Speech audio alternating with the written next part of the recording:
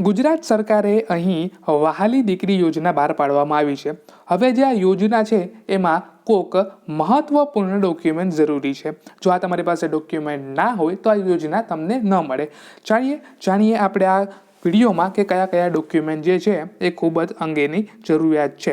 જે આ અરજી કરવાની રહેશે તે ઓનલાઈન અરજી કરવાની રહેશે. તમારા ગામમાં જે પણ મામલતદારની કચેરી હોય ત્યાં તમારે આટલા કાગળિયા લઈને જવાની જરૂરત રહેશે.